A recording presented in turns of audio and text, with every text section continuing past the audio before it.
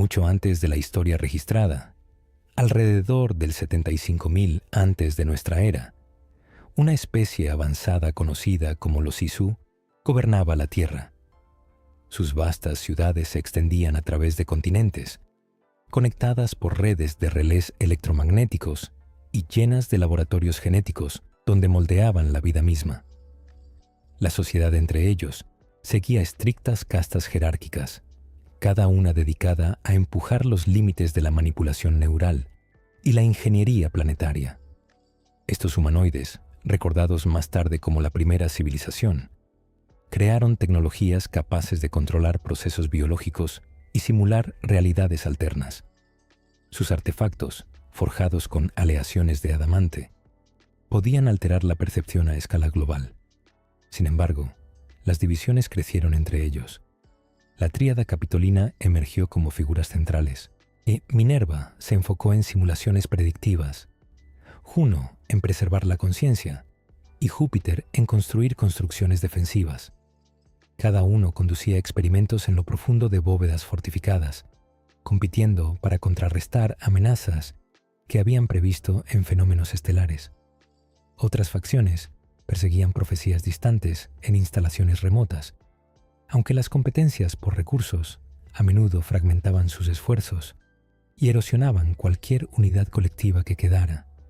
Incluso en la cúspide de su poder, los Isu plantaron semillas de vulnerabilidad junto a sus ambiciones. Desde su centro neurálgico en Edén, los Isu lanzaron el proyecto Anthropos para diseñar al Homo sapiens como trabajadores obedientes. Receptores neurales fueron integrados directamente en el diseño humano, asegurando el cumplimiento a través de artefactos llamados pedazos del Edén. Las manzanas proyectaban ilusiones en la mente, mientras que los báculos extendían la vida mucho más allá de los límites naturales. Los neandertales llegaron después, criados como variantes robustas para tareas exploratorias, poblando puestos avanzados desde junglas ecuatoriales hasta extensiones polares bajo absoluta supervisión Isu. Las anomalías pronto aparecieron. La descendencia híbrida nacida del mestizaje entre Isu y humanos portaba inmunidad al control de artefactos y sentidos elevados que encendieron el pensamiento independiente. Adán y Eva explotaron esta libertad, robando una manzana de una bóveda segura e iniciando levantamientos que se extendieron a través de la población esclavizada. Siguió una guerra de una década, con números humanos chocando contra el armamento superior Isu, mientras disputas faccionales internas debilitaban las defensas. Distraídos por el conflicto, los Isu fallaron en prepararse para una eyección de masa coronal que se aproximaba. Las reversiones magnéticas barrieron el planeta.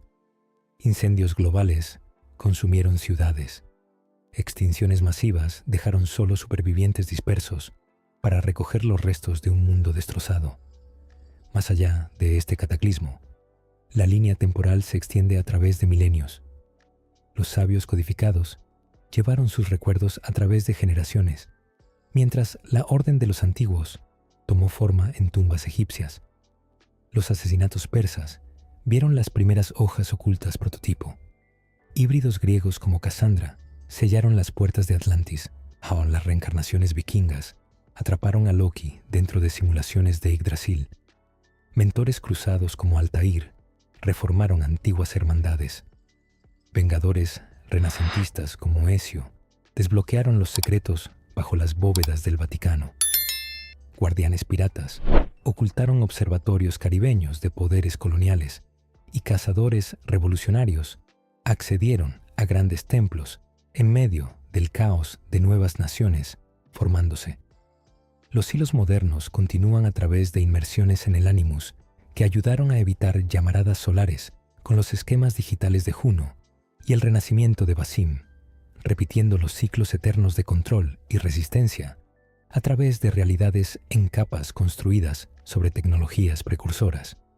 Si estos vastos arcos de herencia y silencioso conflicto cósmico resuenan contigo, considera apoyar más exploraciones. Le comparte tu ubicación actual y hora. Se siente extrañamente conectado imaginar estas mismas historias uniendo momentos distantes bajo las mismas estrellas. Alrededor del 75.000 antes de nuestra era, mucho antes de que los humanos caminaran sobre la Tierra, una especie avanzada llamada los Isu mantenía dominio sobre vastas regiones del planeta. Enormes ciudades y estructuras imponentes se extendían a través de masas terrestres enteras durante esta era de extraordinaria innovación. Estos humanoides, referidos en registros posteriores como la primera civilización o aquellos que vinieron antes, se erguían más altos que la gente moderna y vivían durante siglos. Su sociedad operaba bajo principios de jerarquía y progreso científico, otorgándoles la capacidad de manipular el ambiente a escala global. De las divisiones se formaron dentro de sus filas con el tiempo. La tríada capitolina, compuesta por Minerva, Juno y Júpiter, conducía investigaciones en instalaciones subterráneas seguras. Su trabajo se centraba en estrategias de supervivencia a largo plazo. Otras facciones operaban en áreas remotas, estudiando presagios de amenazas potenciales que algún día podrían desafiar la supremacía Isu. Estos grupos a menudo permanecían aislados unos de otros, protegidos de intereses competidores que podrían comprometer sus hallazgos. Lo que los Isu construyeron durante esta era los sobreviviría por decenas de miles de años, sus logros en ingeniería y genética resonando hacia adelante, en edades que nunca presenciarían. Sus invenciones remodelaron el orden natural de maneras profundas. Dispositivos capaces de controlar campos electromagnéticos, procesos biológicos y vías neurales, les dieron herramientas para influir en poblaciones enteras o remodelar terrenos con precisión quirúrgica.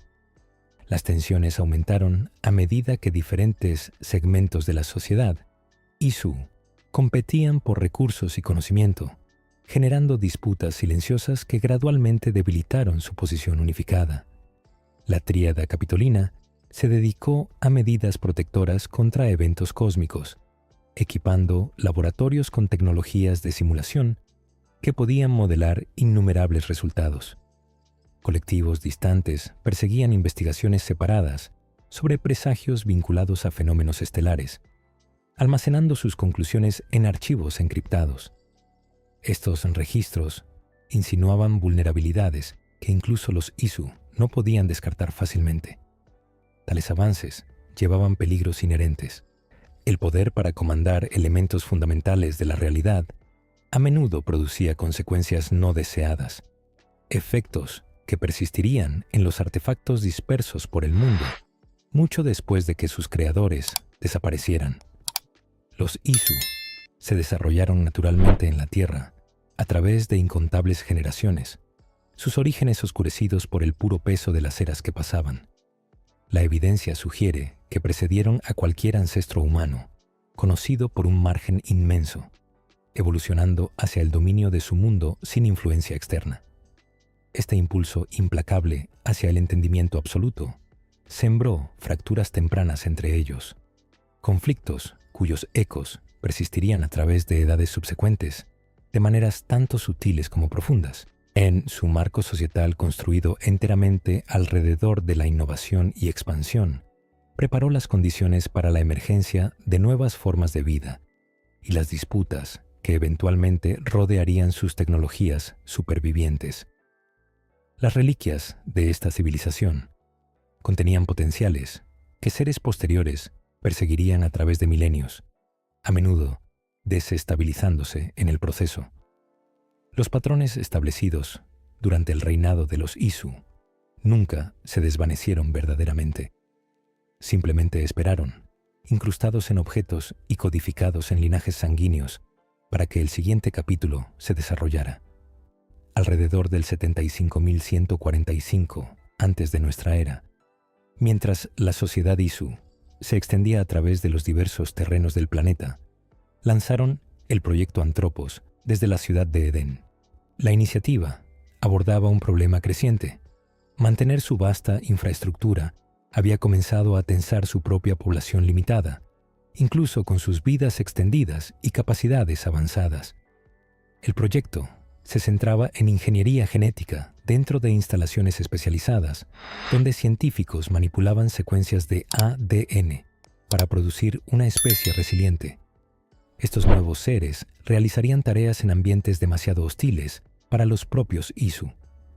Construcción, extracción de recursos y otros deberes laboriosos recayeron en estos trabajadores diseñados, apoyando las ciudades extensas y redes tecnológicas que definían la civilización Isu. Las divisiones entre los creadores moldearon la dirección del proyecto.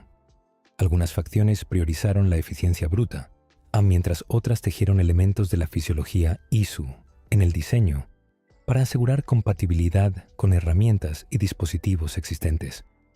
Lo que emergió fue una mezcla de biología y maquinaria a una escala que cambió el balance ecológico del planeta para siempre. El Homo sapiens se convirtió en el resultado primario, creado a imagen de los Isu, con proporciones físicas similares, pero adaptado para resistencia bajo condiciones duras. Sus estructuras neurales contenían un neurotransmisor específico que los hacía susceptibles a los pedazos del Edén, artefactos como manzanas y báculos, que emitían frecuencias diseñadas para imponer obediencia. Los humanos poblaron puestos avanzados y sitios de trabajo a través del mundo, su docilidad programada, asegurando operaciones fluidas, bajo supervisión directa Isu. Una creación secundaria siguió en paralelo. Las variantes del Homo neanderthalensis emergieron de los laboratorios, diseñadas para fuerza física, en escenarios de combate y adaptabilidad, durante misiones exploratorias en territorios inexplorados. Las anomalías aparecieron temprano en el proceso. Ciertos individuos se manifestaron como híbridos, portando concentraciones más altas de ADN Isu, lo que les otorgó resistencia a dispositivos de control y una capacidad innata para percibir verdades ocultas a través de sentidos elevados. Estas variaciones introdujeron complicaciones que los arquitectos del proyecto no habían anticipado. La emergencia de híbridos inmunes expuso vulnerabilidades dentro del marco Isu. Su búsqueda de una fuerza laboral perfecta había fomentado inadvertidamente chispas de independencia, cualidades que eventualmente crecerían en tensiones más amplias. Los fracasos parciales en el experimento sentaron las bases para futuras fracturas, ya que la existencia de individuos resistentes planteó preguntas incómodas sobre la ética y sostenibilidad a largo plazo de la servidumbre diseñada. Pasaron generaciones y estas creaciones tempranas evolucionaron en poblaciones que aún portaban rastros de sus orígenes en lo profundo de su código genético. Patrones de resistencia e innovación echaron raíces, pasados a través de linajes sanguíneos que no recordaban nada del Edén, pero portaban su legado de todos modos. El ciclo había comenzado. La creación, generando desafío. El control, inspirando la voluntad de liberarse. Lo que los Isu habían construido para servirles un día, se levantaría contra ellos, aunque su ajuste de cuentas aún yacía siglos en el futuro. Dentro de los confines estructurados de una instalación Isu, alrededor del 75.000 antes de nuestra era, un cambio sutil se agitó entre la población diseñada. Mecanismos avanzados operaban con eficiencia precisa, a través de complejos expansivos, monitoreando cada movimiento y regulando cada tarea. Híbridos como Adán y Eva existían como anomalías dentro de este sistema de control total. Nacidos de uniones entre humanos e Isu, portaban rasgos genéticos que les otorgaban inmunidad a los efectos alteradores de la mente de los pedazos del Edén. Los registros antiguos, a menudo, los representan como compañeros, dos figuras navegando la vasta arquitectura del Edén mismo, el centro neurálgico de la civilización Isu, donde estructuras imponentes albergaban laboratorios y bóvedas llenas de dispositivos poderosos. Su resistencia a la manipulación neural les permitía ver su situación claramente. Donde otros experimentaban solo obediencia, Adán y Eva percibían la verdadera naturaleza de su subyugación. La conciencia creció en propósito, y el propósito se endureció en resolución. Las fallas enterradas dentro del proyecto Anthropos finalmente habían producido exactamente lo que sus arquitectos más temían: individuos capaces de elegir su propio camino. El punto de inflexión llegó cuando Adán y Eva se infiltraron en una bóveda segura y se apoderaron de una manzana del Edén. Este artefacto esférico había impuesto obediencia colectiva a través de poblaciones enteras mediante manipulación neural, proyectando ilusiones y comandando lealtad a escala masiva. Su esfuerzo coordinado explotó brechas en los sistemas de vigilancia ISU, permitiéndoles extraer el dispositivo antes de que las alarmas pudieran movilizar una respuesta. Remover la manzana interrumpió la red de control de maneras que se extendieron mucho más allá de la bóveda. Otros híbridos comenzaron a despertar del cumplimiento forzado, sus mentes aclarándose a medida que la influencia del artefacto se debilitaba. Adán y Eva huyeron a través de las vías elevadas y rutas ocultas de la ciudad, evadiendo fuerzas perseguidoras, mientras la palabra de su éxito llegaba a grupos dispersos, escondidos en áreas ocultas. Actos aislados de desafío se transformaron en resistencia organizada. La red tecnológica, que había mantenido a trabajadores y exploradores en cadenas mentales, ahora parpadeaba con inestabilidad. Su rebelión forzó a los ISU a redirigir recursos hacia suprimir el creciente malestar, un cambio que expuso fracturas dentro de su estructura jerárquica. Lo que había comenzado como un solo robo se convirtió en un símbolo de algo mucho más grande: la emergencia de genuino libre albedrío entre una especie diseñada para la servidumbre. El conflicto entre creadores y creados ahora parecía inevitable. El legado de Adán y Eva se extendería mucho más allá de sus propias vidas, influyendo en linajes descendientes a través de marcadores genéticos que surgirían una y otra vez en figuras posteriores, vinculadas a luchas por la independencia. Las preguntas que habían planteado solo a través de la acción sobre la ética de la creación, los límites de la autoridad, el derecho a la autodeterminación, resonarían a través de miles de años de historia. De ninguna respuesta las resolvería completamente. La oposición que encendieron había echado raíces demasiado profundamente, tejida en la naturaleza misma de lo que significaba ser humano. Alrededor del 75.010 antes de nuestra era, el escape de Adán y Eva con una manzana del Edén robada desencadenó un conflicto que engulliría al planeta durante casi una década. El artefacto que habían tomado de la ciudad central del Edén contenía adamante, un material capaz de generar ilusiones e imponer dominación mental a través de frecuencias específicas. Había servido como una de las herramientas primarias para mantener a la fuerza laboral humana complaciente. Híbridos como Adán y Eva carecían del neurotransmisor que hacía a otros vulnerables a estos efectos, y su robo exitoso demostró que la resistencia era posible.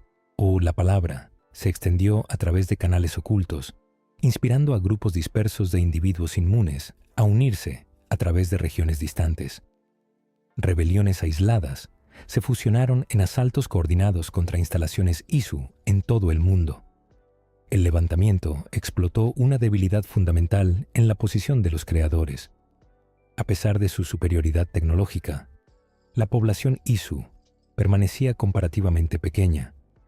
Los números humanos ofrecían una ventaja que ninguna cantidad de armamento avanzado podía superar fácilmente, y el escenario estaba listo para enfrentamientos prolongados a través de cada terreno que el planeta ofrecía. Las batallas estallaron en centros urbanos, puestos avanzados remotos y complejos subterráneos, donde los ISU habían construido sus instalaciones más seguras. Las fuerzas humanas emplearon tácticas de guerrilla, atacando rápidamente y retirándose antes de que el peso completo de las defensas ISU pudiera responder. Los creadores contraatacaron con armas que manipulaban campos de energía y sistemas biológicos, desplegando pedazos del Edén para proyectar barreras de luz o inundar a los atacantes con alucinaciones desorientadoras. Nada de esto fue suficiente. Avances persistentes atravesaron bóvedas seguras y dispositivos capturados fueron vueltos contra sus antiguos portadores en momentos de brutal reversión. Los desacuerdos internos entre facciones ISU agravaron la crisis. Los recursos que podrían haber aplastado la revuelta fueron divididos entre esfuerzos de supresión y la búsqueda de agendas individuales que precedieron a la guerra por completo. La tecnología de alta energía cicatrizó paisajes a escala continental, dejando heridas en la Tierra que tomarían milenios en sanar. Una década de guerra empujó a ambas especies hacia el agotamiento. Las bajas significativas se acumularon en cada lado, y el daño ambiental se volvió más difícil de ignorar con cada estación que pasaba. Sin embargo, el efecto más consecuente de la guerra permaneció invisible para aquellos que la peleaban. El liderazgo ISU, consumido por rivalidades internas y la amenaza inmediata de la rebelión humana, no logró monitorear peligros que se aproximaban desde más allá del planeta. Una eyección de masa coronal masiva estaba construyéndose en intensidad, y las observaciones críticas no fueron atendidas mientras la atención permanecía fija en preocupaciones terrestres. Para cuando alguien reconoció la escala de lo que venía, la preparación se había vuelto imposible. El conflicto había revelado los límites de la autoridad diseñada en los términos más crudos. El control total había producido su propia ruina, y ahora una amenaza del cosmos terminaría lo que la rebelión había comenzado. En medio de la guerra escalada alrededor del 75.000 antes de nuestra era, una eyección de masa coronal masiva construyó impulso mientras viajaba desde el Sol hacia la Tierra. Los sistemas de monitoreo ISU avanzados detectaron la amenaza que se aproximaba. Sin embargo, las demandas de las batallas en curso consumieron recursos y atención a través de cada frente. Las preparaciones coordinadas nunca se materializaron, a pesar de cálculos anteriores que habían predicho la trayectoria del evento con alarma. Figuras clave de la tríada capitolina, Minerva, Cuno y Júpiter, se reubicaron al Gran Templo, una instalación extensa enterrada bajo lo que ahora es Turín, Nueva York. Esta instalación había sido diseñada como un centro para la gestión de crisis, equipada con blindaje reforzado y poderosos arreglos computacionales capaces de modelar escenarios a escala planetaria. Equipos en laboratorios dispersos a través del globo aceleraron sus esfuerzos en paralelo, probando dispositivos prototipo destinados a desviar o debilitar la onda de plasma entrante. Las divisiones internas y las presiones inmediatas de la rebelión habían fragmentado la respuesta ISU a lo que debería haber sido su máxima prioridad. La especie que había dominado tanto de la realidad, ahora, se encontró incapaz de coordinarse contra un peligro que se aproximaba desde el vacío. Las simulaciones ejecutadas por científicos ISU habían proyectado esta catástrofe años antes de que llegara, pero la intensidad de la guerra retrasó la implementación de cada solución viable. Los prototipos se sentaron incompletos en instalaciones, desde instalaciones polares hasta estaciones de investigación ecuatoriales. Cuando la eyección finalmente golpeó alrededor del 74.990, antes de nuestra era, indujo una rápida reversión de los polos magnéticos de la Tierra. La barrera protectora que había protegido al planeta durante milenios colapsó, permitiendo que partículas cargadas inundaran la atmósfera sin control. Las auroras brillaron a través del cielo, incluso en plena luz del día, láminas de color que presagiaban devastación en lugar de asombro.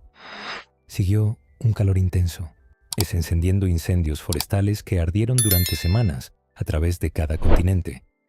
La actividad sísmica fracturó masas terrestres, mientras los océanos desplazados generaron tsunamis que barrieron sobre regiones costeras y avanzaron tierra adentro. El supervolcán Toba en Indonesia entró en erupción durante esta misma ventana, amplificando la destrucción a través de nubes de ceniza que bloquearon la luz solar y sumergieron al mundo en un invierno volcánico prolongado. Ninguna especie poseía defensas adecuadas contra el colapso ambiental a esta escala. Menos de 10.000 humanos sobrevivieron las secuelas inmediatas junto a un pequeño número de Isu, cuya fisiología avanzada no ofreció protección contra la radiación y toxinas ambientales. Estos remanentes se vieron obligados a colaborar en bolsillos aislados de terreno habitable, recolectando recursos y construyendo refugios básicos juntos. La necesidad creó una asociación frágil entre antiguos enemigos. Las tradiciones orales tempranas emergieron de este período de dificultades compartidas, historias que eventualmente se transformarían en leyendas de retribución divina, el desastre reinterpretado como castigo entregado por poderes superiores. Tales narrativas dejaron marcas duraderas en la memoria colectiva, surgiendo más tarde como advertencias apocalípticas, tejidas a través de las mitologías de civilizaciones que habían olvidado sus verdaderos orígenes. La población Isu continuó declinando en los años que siguieron, debilitada por la exposición a la radiación y acumulando daño genético. Dentro de un siglo, habían desaparecido por completo, dejando a los humanos para repoblar un mundo alterado solos. Solo quedaron sus artefactos, dispersos y esperando. Siguiendo la devastación de la llamarada solar alrededor del 74.990 antes de nuestra era, los Isu supervivientes se encontraron incapaces de recuperarse. La radiación y las toxinas ambientales demostraron ser incompatibles con su biología de maneras que no podían revertir.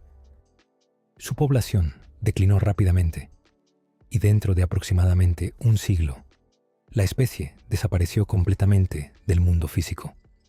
Antes de que llegara el fin, los supervivientes, incluidos miembros de la tríada capitolina, se retiraron a sitios fortificados como el Gran Templo.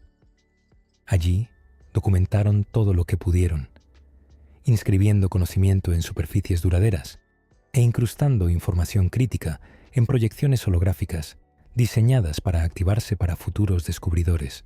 Estos esfuerzos finales tenían como objetivo preservar percepciones sobre su tecnología y las verdaderas causas de la catástrofe, ofreciendo a las sociedades humanas emergentes una oportunidad de evitar repetir los mismos errores.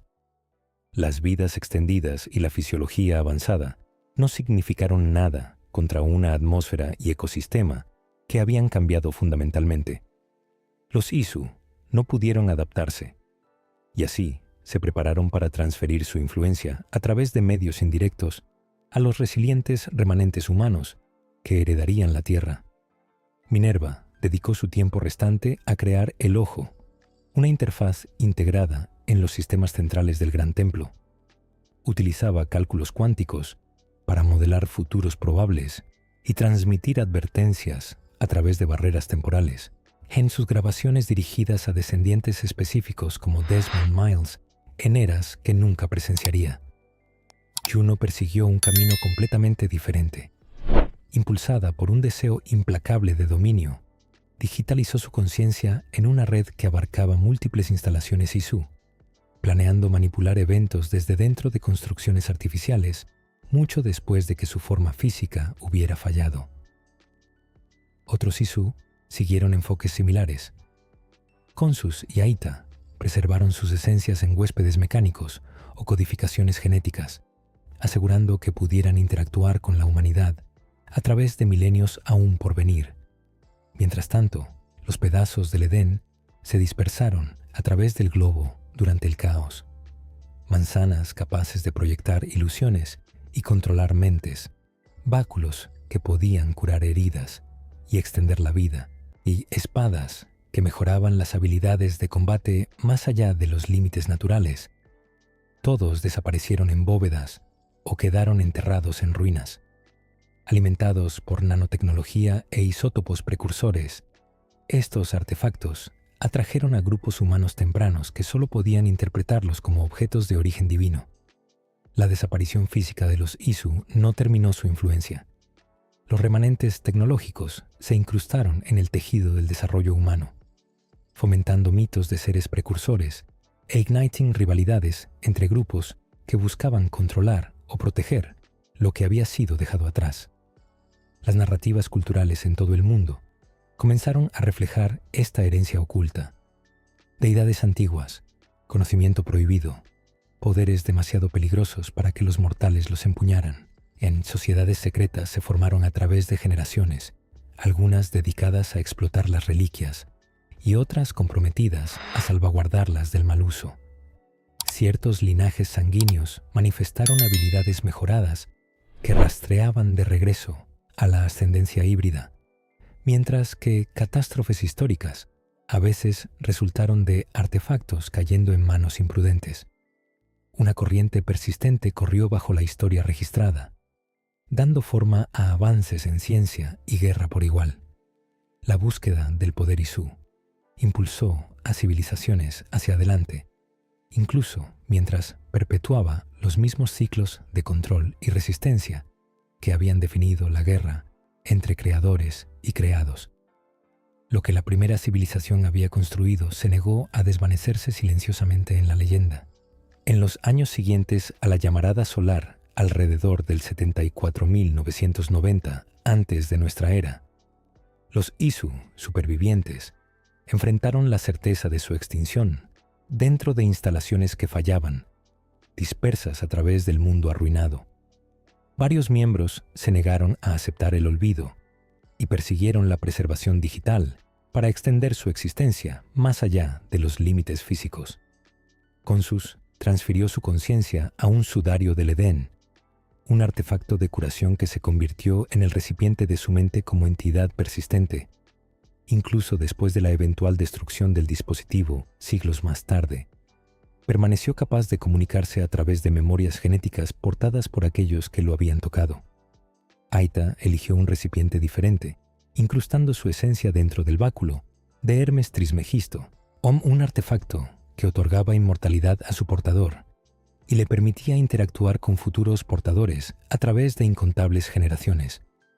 Estas cargas crearon inteligencias espectrales alojadas dentro de sistemas basados en artefactos mecánicos, otorgando a los Isu influencia continua sobre eventos mucho después de que incompatibilidades ambientales reclamaran sus cuerpos.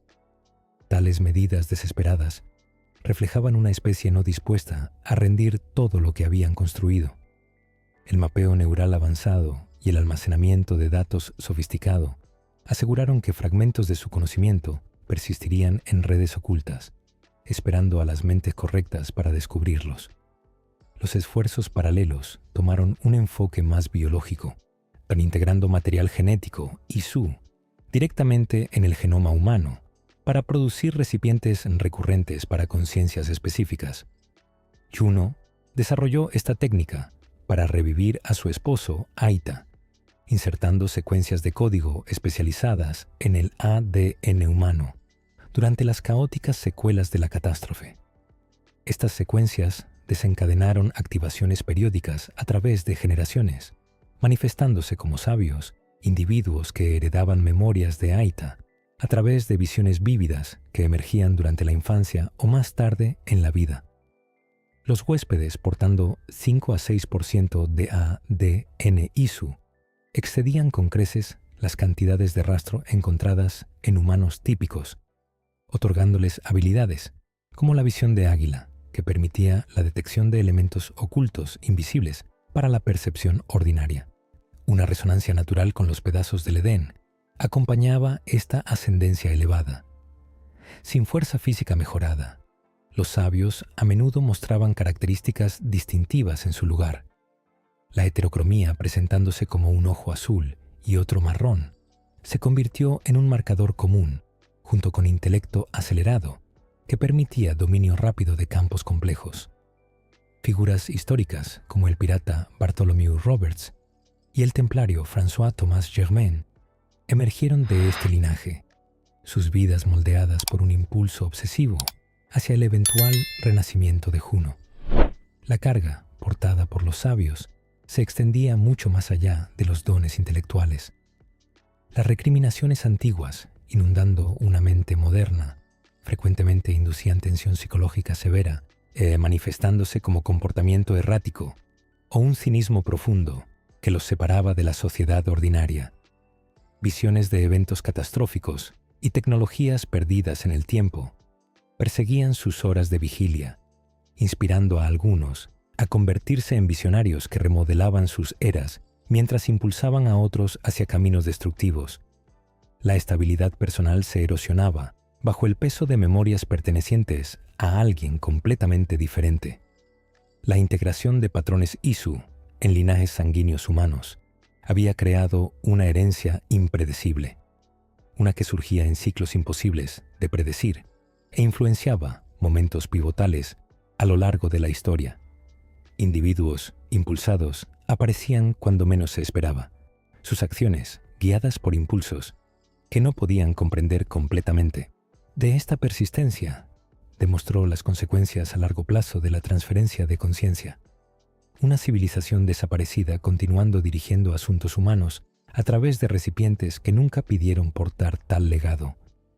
En las regiones del norte de Escandinavia, alrededor del 75.000 antes de nuestra era, una rama de los Isu, conocida como los Esir, se reunió en instalaciones fortificadas, mientras el acercamiento de la llamarada solar se volvió imposible de ignorar. La guerra aún consumía atención y recursos en otros lugares, pero este grupo reconoció que el tiempo se había agotado para soluciones convencionales. Odín, también llamado Javi, los lideró con previsión estratégica que cortó a través del pánico y la negación. Thor trajo proeza física a sus consejos, mientras Freyja contribuyó sabiduría y maestría de prácticas Seidr. El Loki ofreció engaños inteligentes que habían servido bien a la facción en crisis pasadas. Tyr encarnaba la ley y el sacrificio, y Baldr representaba la pureza y la luz entre su número. Su dominio presentaba estructuras avanzadas integradas, sin problemas, en el paisaje congelado, equipadas con sistemas computacionales diseñados para investigación genética y simulación compleja. La supervivencia física, a través de la catástrofe venidera, parecía improbable en el mejor de los casos. En cambio, los Aesir se volvieron hacia preservar sus conciencias a través de huéspedes humanos, un método adaptado de experimentos Isu anteriores en transferencia de conciencia. Si sus cuerpos no podían soportar, sus mentes aún podrían encontrar un camino hacia adelante. La supercomputadora Yggdrasil se convirtió en central para su plan y un dispositivo masivo capaz de cargar patrones neurales en almacenamiento estable.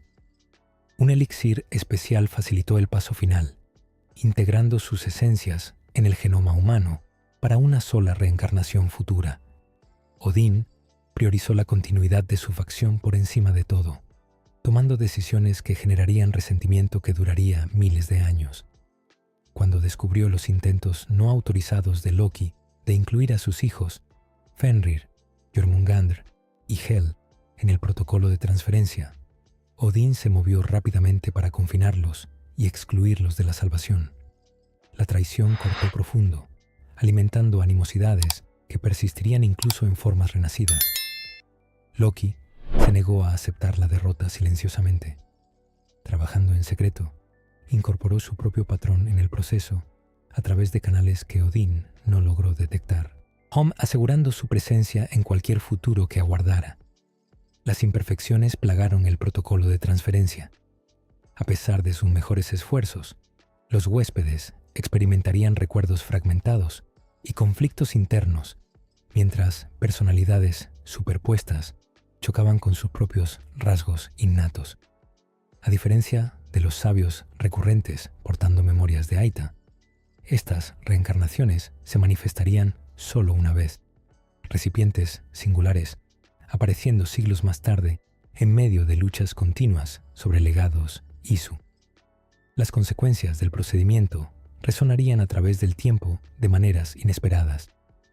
Las tradiciones mitológicas nórdicas emergieron de memorias distorsionadas de estos eventos, con cuentos de dioses y gigantes ocultando la desesperación tecnológica de codificar datos personales en secuencias de ADN para sobrevivir a la destrucción planetaria. Huéspedes como Eivor, portando el patrón de Odín, y Basim, portando la esencia de Loki, un día lucharían con identidades duales que ninguno comprendía completamente. Visiones de eventos antiguos difuminaban límites entre pasado y presente, dejándolos inciertos de qué pensamientos les pertenecían y cuáles se originaron de mentes miles de años muertas. Esta estrategia permitió que perspectivas moldeadas por escalas de tiempo cósmicas persistieran a través de linajes sanguíneos mortales, tejiendo temas de destino y renovación en la experiencia humana contra un telón de fondo de cambio inevitable. Los Esir habían establecido un patrón de herencia que ataba arquetipos divinos a la historia humana de maneras que ninguna leyenda podía capturar con precisión. Su era había terminado, pero su influencia surgiría nuevamente cuando los descendientes correctos finalmente despertaran a memorias que no eran propias. Casi 74.000 años después de que los Isu desaparecieran de la Tierra, su legado resurgió en las extensiones áridas de Egipto durante el período de Amarna, alrededor de 1334 antes de nuestra era. El faraón Smenkhare tropezó con remanentes de la civilización antigua mientras supervisaba la construcción de su sitio de entierro en la región del Nomo de Jawara. Este gobernante había servido brevemente como corregente junto a Akenatón antes de ascender al poder completo, y lo que descubrió bajo la arena remodelaría su comprensión de la divinidad misma.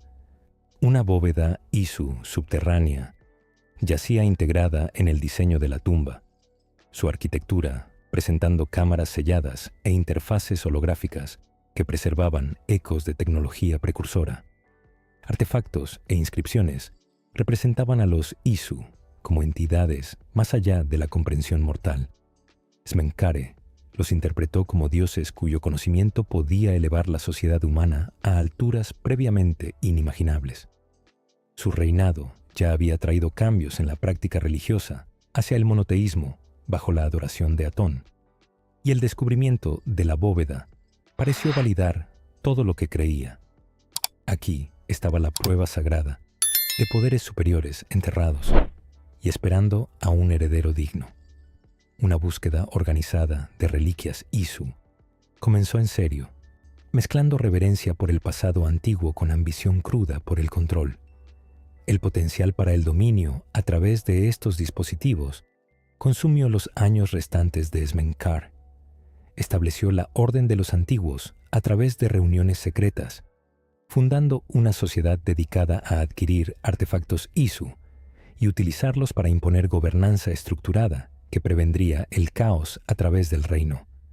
Los miembros adoptaron símbolos extraídos de su veneración de los precursores, motivos de Ankh y Ojo, que reflejaban su creencia en los Isu, como creadores cuyas herramientas podrían remodelar los asuntos humanos.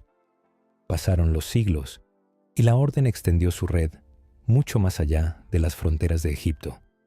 En los siglos VI y V antes de nuestra era, habían infiltrado el imperio aqueménida en Persia, posicionando miembros como asesores de gobernantes cuyas decisiones moldeaban el mundo antiguo. Darío I expandió conquistas territoriales bajo su guía silenciosa. Su hijo Xerjes primero lanzó invasiones a Grecia con estrategas de la orden susurrando consejos en su oído. A través de roles de asesoría y manipulación encubierta, dirigieron políticas hacia su visión de orden jerárquico impuesto a través de medios tecnológicos. La organización se había transformado en algo mucho más grande de lo que Smenkhare podría haber imaginado.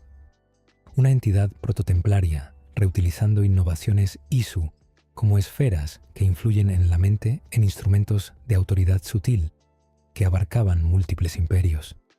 La formación de la orden incrustó una dinámica persistente en la historia humana que perduraría durante milenios. O su búsqueda de conocimiento precursor creó divisiones entre aquellos que buscaban control y fuerzas emergentes, determinadas a resistir tal poder concentrado como elemento fundacional en lo que se convertiría en un conflicto eterno.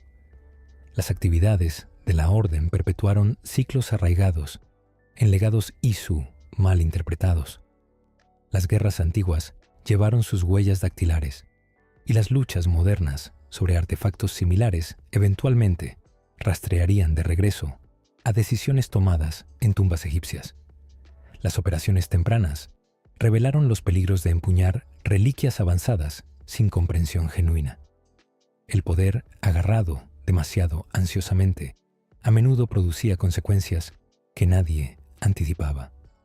La herencia de la humanidad de la primera civilización había encontrado nuevos administradores. Pero la administración sin sabiduría solo multiplicó los riesgos. Lo que los Isu habían construido para servir a sus propios propósitos, ahora servía a agendas que nunca pretendieron, filtradas a través de la ambición humana y el deseo sin fin de comandar lo que otros no podían poseer. Para el 465 antes de nuestra era, el imperio aqueménida se extendía a través de vastos territorios, desde el valle del Indo hasta el Mediterráneo. Sin embargo, los nobles persas se habían vuelto cada vez más conscientes de algo podrido en el corazón de su corte. La Orden de los Antiguos había infiltrado los círculos más altos de poder, sus asesores encubiertos y búsquedas de reliquias socavando la autoridad real desde dentro. Las élites que reconocieron la amenaza comenzaron a organizarse en secreto. Artabanus, un comandante de alto rango sirviendo bajo Xerjes I, unió fuerzas con Amorges y Pactias para formar los Protectores de Persia, un grupo clandestino dedicado a exponer y desmantelar la corrupción de la orden. El propio Xerjes se había convertido en poco más que un títere en sus esquemas. El hijo de Darío I, recordado por su fallida invasión de Grecia durante las guerras greco-persas, ahora tomaba decisiones influenciadas por artefactos que amplificaban la ambición a extremos peligrosos. Políticas de expansión y control alineadas con la adoración Isu fluían desde su trono mientras el control de la orden se apretaba. Los protectores operaban desde enclaves ocultos, coordinando esfuerzos para cortar esta red antes de que consumiera al imperio por completo. Lo que alguna vez fue un liderazgo humano, con errores y límites reconocibles, se había transformado en algo más frío e impredecible. Las decisiones ya no respondían a estrategias militares tradicionales, sino a impulsos amplificados por fuerzas que ni siquiera el propio Xerjes comprendía del todo. El imperio comenzaba a mostrar grietas, provincias inquietas, generales desconfiados, rumores de una influencia invisible que torcía el rumbo de cada decreto. En las sombras, los protectores aprendían a moverse sin dejar rastro. No eran un ejército convencional, sino una red fragmentada de individuos unidos por una causa común: detener la corrupción antes de que se volviera irreversible. Interceptaban mensajeros, saboteaban rutas de suministro y eliminaban intermediarios clave, debilitando poco a poco la estructura que sostenía el control de la orden. Cada acción era pequeña por sí sola, pero juntas formaban una presión constante que empezaba a desestabilizar el sistema desde dentro. Su alianza representaba una chispa temprana de resistencia organizada contra la manipulación autoritaria, presagiando principios que un día definirían a la hermandad de los asesinos. El golpe decisivo llegó en agosto de ese año, dentro de un cañón remoto, donde los protectores emboscaron el convoy real de Jerjes, mientras viajaba desde Persépolis. Los pasos estrechos proporcionaron terreno perfecto para un asalto rápido y oculto. Amorges y Pactias se enfrentaron directamente con el séquito real, alejando guardias y creando caos que aisló al rey de sus protectores. Artabanus se movió a través de la confusión con propósito singular, portando una hoja oculta, prototipo forjada de diseños inspirados en los Isu, a un mecanismo retráctil montado en su antebrazo que podía extenderse y retirarse en un instante. Alcanzó a Jerjes en medio del acero chocante y hombres gritando. Luego clavó la hoja en el cuello del rey antes de que alguien pudiera intervenir. Los registros históricos marcarían esto como el primer uso documentado del arma que se volvería icónica a través de milenios de conflicto. La victoria resultó hueca casi inmediatamente. Amorges reveló su verdadera lealtad durante las secuelas, exponiéndose como miembro secreto de la orden que había infiltrado a los protectores desde el principio. Su traición calculada forzó a Artabanus a huir hacia el caos, mientras Pactias enfrentaba las consecuencias de la confianza mal puesta. Artabanus escapó de la persecución que siguió y adoptó una nueva identidad, aún tomando el nombre de Darío y portando la hoja como la única reliquia de su acto desafiante. La eliminación de Jerjes interrumpió el control de la orden sobre Persia, lo suficiente como para que su hijo Artajerjes primero ascendiera con interferencia reducida, aunque el vacío de poder resultante invitó luchas internas frescas que resonarían a través de generaciones subsecuentes. Darío desapareció en el exilio, pero mantuvo su vigilancia, nunca abandonando la causa que le había costado todo lo familiar. Los ideales que portaba, sigilo sobre guerra abierta, precisión sobre fuerza bruta, oposición a la tiranía independientemente del costo personal, plantarían semillas en las mentes de quienes siguieron. Sus descendientes eventualmente se cruzarían con conflictos griegos, continuando un linaje de resistencia contra las ambiciones de la orden. El asesinato se erigió como un punto de inflexión en la larga lucha entre poder concentrado y aquellos que rechazaban su dominio. Lo que comenzó en un cañón persa con una sola hoja, crecería en algo mucho más grande, aunque el propio Darío nunca viviría para ver el alcance completo de lo que había iniciado. Cuando la guerra del Peloponeso estalló en 431, antes de nuestra era, enfrentando a Atenas contra Esparta, en un conflicto que abarcaría décadas a través del mundo griego, Casandra vivía como una paria en la isla remota de Cefalonia. Los centros políticos del continente se sentían distantes de esta costa rocosa, donde había construido una vida de la nada. Marcos, un comerciante oportunista, la había acogido después de una tragedia familiar que destrozó su infancia, criándola a su manera improvisada. Creció como una mistios, a una mercenaria que sobrevivía por fuerza y astucia, tomando contratos por pago en una sociedad que recompensaba a aquellos dispuestos a luchar. A los 27 años, su existencia diaria giraba en torno a navegar disputas locales y saldar deudas a través de la fuerza. Cuando el dinero escaseaba, Marcos la había enredado en una de tales deudas, colocándola directamente contra un matón brutal llamado el Cíclope, cuya banda controlaba los comercios ilícitos de la isla. Derrotarlo rindió un premio inesperado, el Adrestia, un trireme resistente con cascos reforzados y velas diseñadas para maniobras evasivas a través de aguas hostiles. Bernabé, un capitán experimentado con una tripulación leal e instintos de navegación agudos, se unió a su causa. Juntos zarparon hacia Mégara, cual una región estratégica bajo influencia espartana, donde fuerzas mucho más grandes que disputas insulares aguardaban. Mégara trajo a Casandra cara a cara con Nicolaos, el renombrado general conocido como el Lobo de Esparta, por su brillantez táctica en batallas que se remontaban a conflictos contra fuerzas persas décadas antes. Lo confrontó en un campamento fortificado a lo largo de las líneas del frente de la guerra, exigiendo respuestas sobre el pasado que había enterrado. Lo que reveló abrió heridas que había pasado años tratando de olvidar. Nicolaos no era su padre biológico, solo su padrastro, a través del matrimonio con Mirrín. La verdad se remontaba más atrás, al monte Taygeto, y una profecía entregada por el oráculo de Delfos. El oráculo había predicho la perdición para Esparta si el hermano infante de Casandra, Alexios, vivía. En un ritual destinado a apaciguar a los dioses, Nicolaos arrojó al bebé desde el acantilado. El instinto de Casandra la impulsó a intervenir, y su intento la envió cayendo sobre el borde junto a su hermano.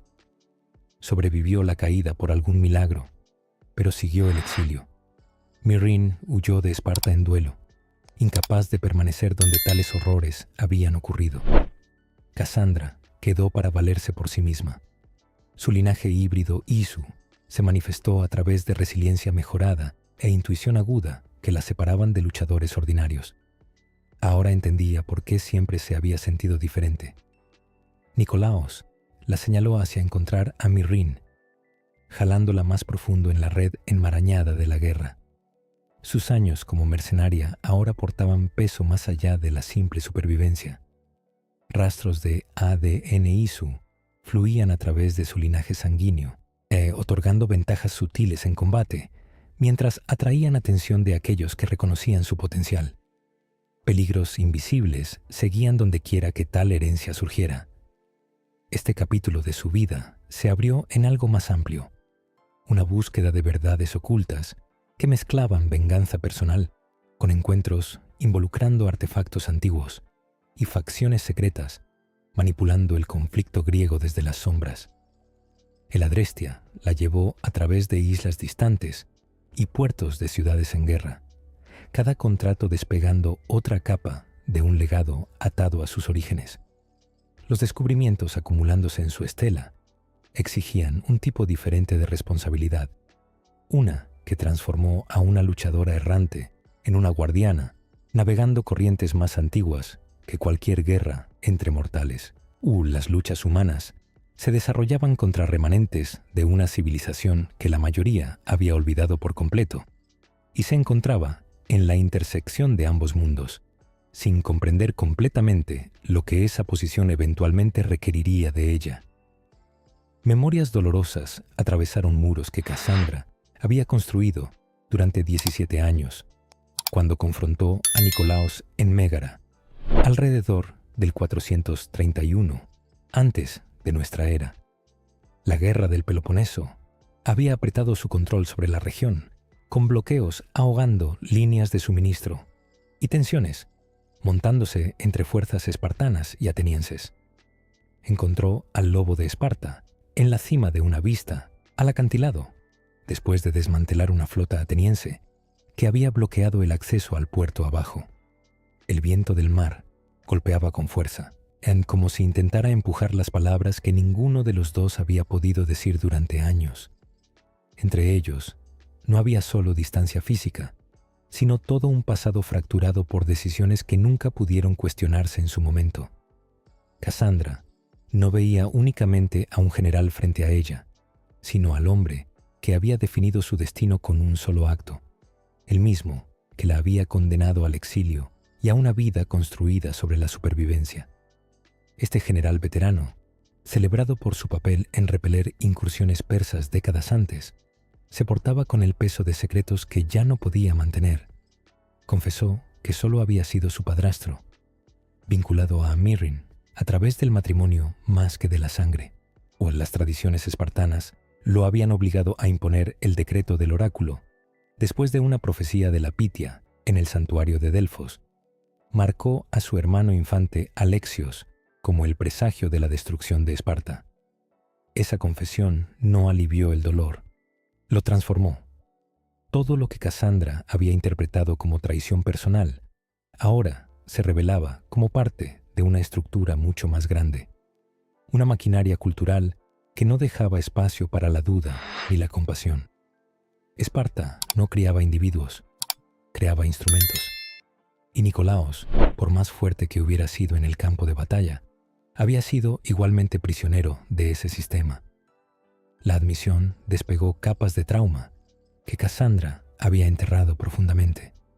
Su exilio rastreaba directamente al rígido sistema Ago, que exigía la exposición de descendencia considerada inapta, sacrificada para preservar la fuerza social. Nicolaos habló con la voz de un hombre vaciado por el deber, su expresión revelando cuánto le había costado personalmente imponer ese decreto. La verdad se remontaba al monte Taigeto y el sitio ritual de Apotetae, donde todo se había destrozado. Cassandra recordó lanzándose hacia el sacerdote que sostenía a Alexios, desesperada por salvar a su hermano de la caída que le esperaba. Su intervención envió tanto al anciano como al infante, precipitándose al abismo abajo. Lo que no había entendido entonces era que la visión de la Pitia había sido manipulada desde el principio. El culto de Cosmos había sembrado la profecía específicamente para apuntar al linaje híbrido de su familia, diseñando una condena que los dispersaría a través del mundo griego. Anéforos ordenó el sacrificio a pesar de la protesta desesperada de Mirrine, y la ley espartana no dejó espacio para la misericordia. Nicolaos se encontró dividido entre el instinto paternal y los juramentos militares que definían su existencia. Cuando el intento de Cassandra de salvar a Alexios resultó en la muerte del sacerdote, su padrastro la arrojó del mismo acantilado para expiar el sacrilegio. Sobrevivió la caída contra toda expectativa, su resistencia milagrosa alimentando susurros de favor divino entre aquellos que se enteraron de ello. Mirrin desapareció en la desgracia que siguió, dejando a Cassandra para deambular como una niña deshonrada, antes de eventualmente encontrar su camino a Cefalonia y la vida mercenaria que la moldeó. Nicolaos ofreció la guía que pudo, dirigiendo a Cassandra hacia Naxos, Camadón de Mirrin, reportadamente, había construido una nueva vida bajo un nombre diferente. Respuestas sobre la resistencia antinatural fluyendo a través de sus venas aguardaban allí. Verdades conectadas a una herencia enriquecida. Isu rastreable a través del linaje sanguíneo de Leónidas y la lanza que una vez le había pertenecido. Este encuentro transformó el duelo personal en combustible para una búsqueda más grande, una que entrelazaría a su familia fracturada con agendas ocultas, impulsando el caos de la guerra.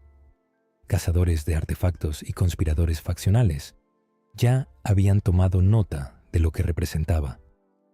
Como descendiente híbrida capaz de empuñar reliquias antiguas que rechazaban manos ordinarias, Cassandra había atraído atención de fuerzas operando a través de una red que abarcaba milenios, más legados genéticos e intervenciones más antiguas que la historia registrada. Ahora jalaban en los bordes de su identidad. El camino solitario que había caminado desde la infancia se estaba ensanchando en algo que aún no podía comprender completamente, donde las fracturas en su propia familia reflejaban fracturas más profundas en la autonomía humana contra poderes que la mayoría había olvidado que existían.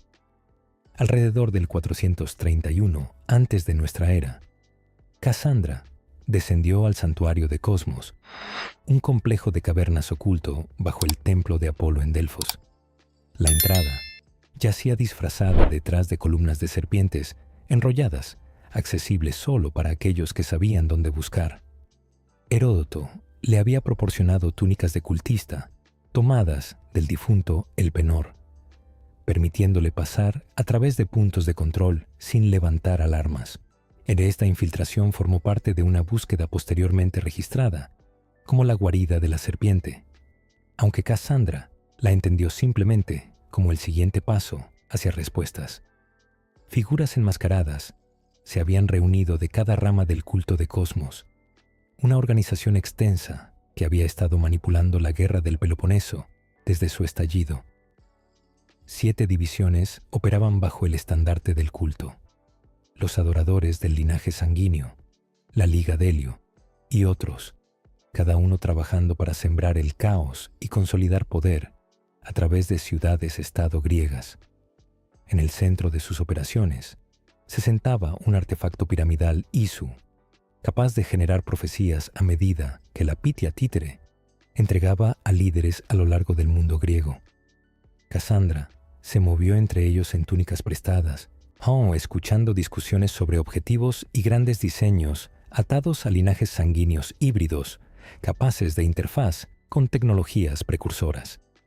La escala de su infiltración se hizo clara en esa cámara subterránea, donde comandantes militares se paraban junto a oráculos corruptos bajo el barniz sagrado de Delfos. Revelaciones más profundas aguardaban en el núcleo de la reunión. El culto de Cosmos había estado diseñando eventos alrededor de su familia durante años, viendo a Cassandra y Alexios como claves para desbloquear sitios y artefactos prohibidos a través de su resonancia genética con pedazos del Edén. Su manipulación de la Pitia había producido la profecía que destrozó su infancia en el monte Taygeto. Todo lo que siguió, el aislamiento, la dispersión de su familia a través del mundo griego, sirvió un propósito calculado. Alexios no había muerto en esa caída. El culto lo había capturado, sometiendo al niño a condicionamiento psicológico y sueros de mejora que despojaron sus memorias y lo remodelaron en Deimos, su campeón armado. La fuerza mejorada y la identidad suprimida lo convirtieron en un instrumento implacable de su voluntad. Entró a la cámara dramáticamente durante la asamblea, demostrando su destreza al aplastar el cráneo de un cautivo desafiante, mientras los cultistas saludaban a su arma. Cassandra observó a su hermano sin que pasara reconocimiento entre ellos. Una activación repentina de la pirámide enmascaró su presencia antes de que alguien pudiera identificar al intruso entre sus filas. Emergió de esa guarida con aliados que demostrarían ser esenciales en los meses venideros. Heródoto la había guiado primero hacia la existencia del culto a través de sus investigaciones históricas.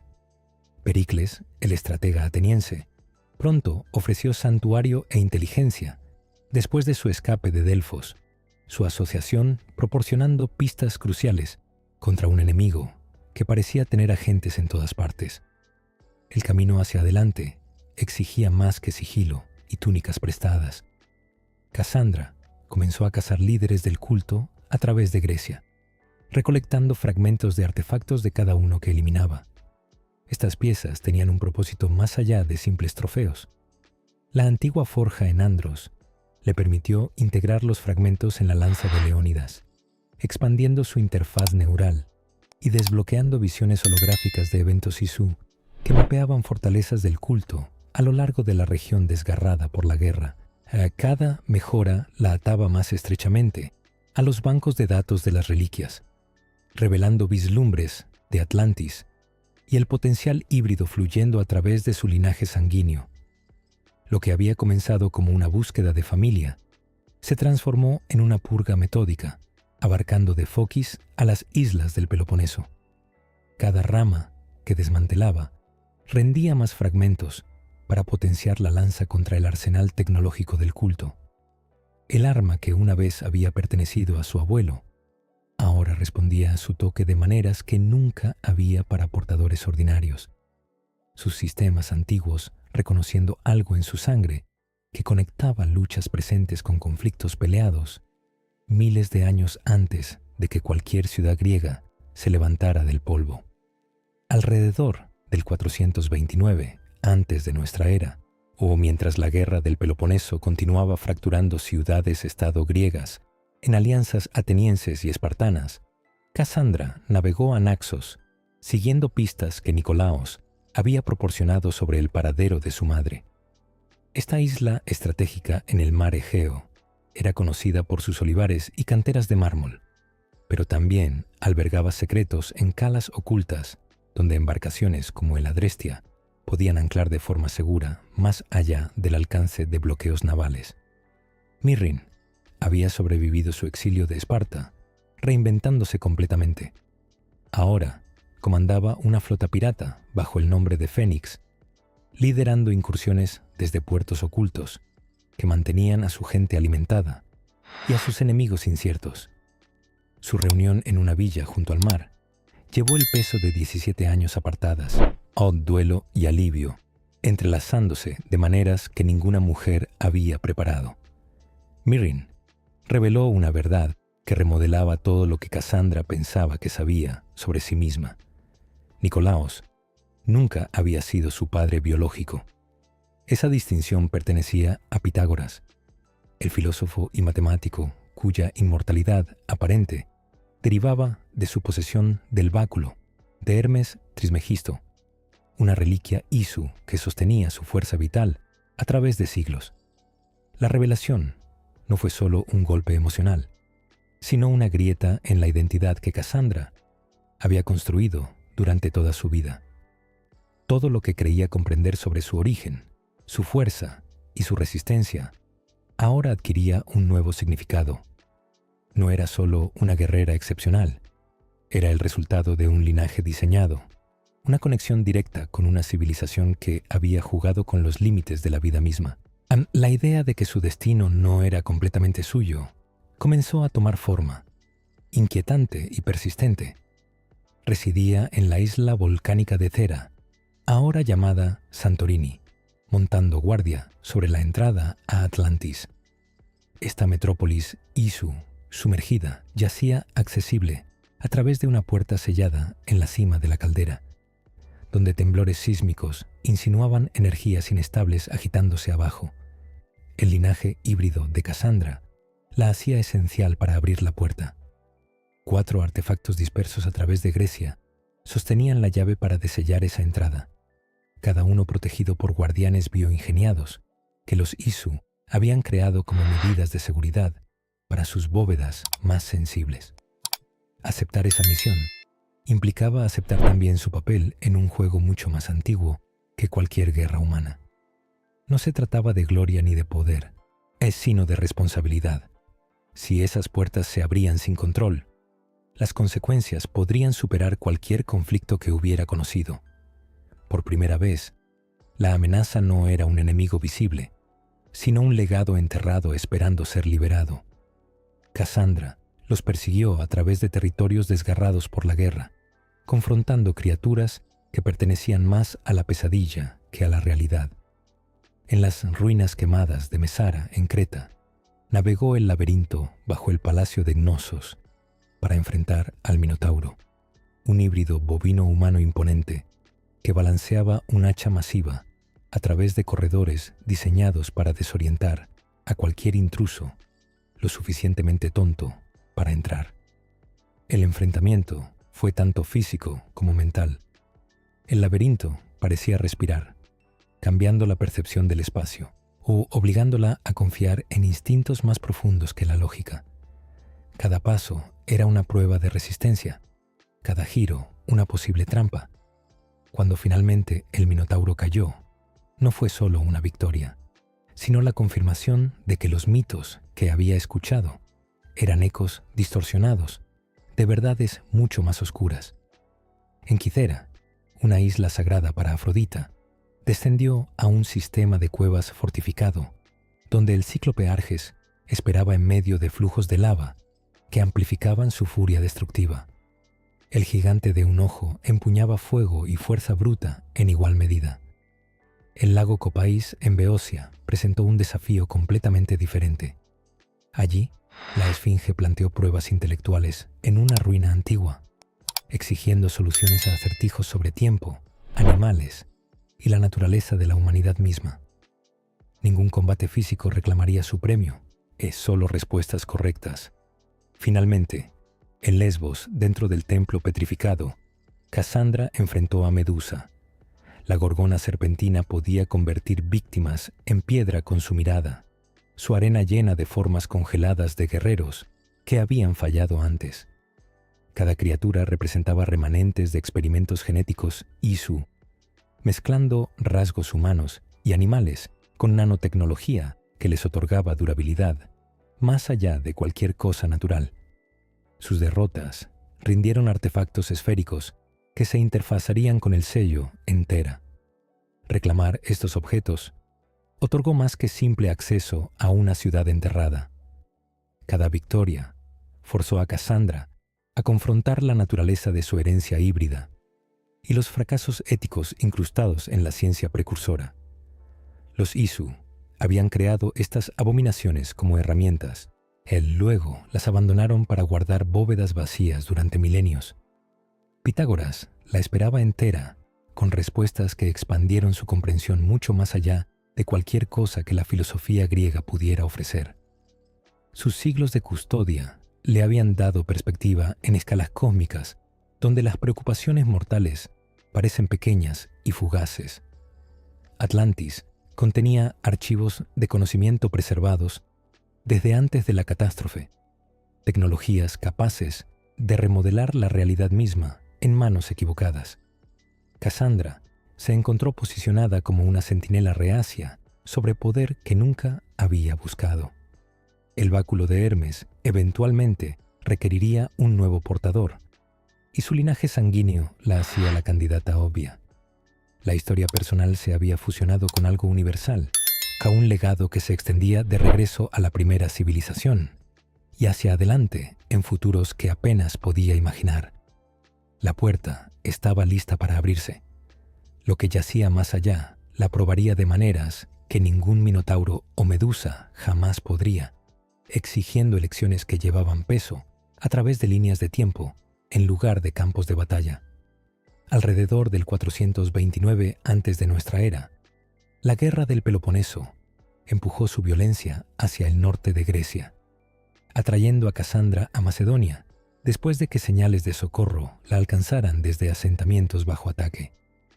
Bosques densos y pasos montañosos estratégicos definían esta región, donde fuerzas espartanas chocaban con movimientos de resistencia locales, mientras incursiones atenienses complicaban cada alianza.